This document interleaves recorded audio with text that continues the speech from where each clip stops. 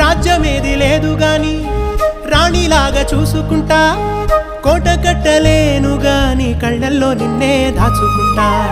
రాత ఎట్లా రాసి ఉన్నా ఆ మార్చి నీతో రాసుకుంటా. స్వర్గమంటూ ఉన్నదంటే అది నీతోనే ప్రతిరోజు పంచుకుంటా. నిన్ను గన్న మీ నాన్న కన్నా అల్లారు ముద్దుగా సాదుకుంటా. నీకు కోపం వస్తే కొంత దూరం ఉంటా, నువ్వు గీత గీస్తే నేను దాటనంట.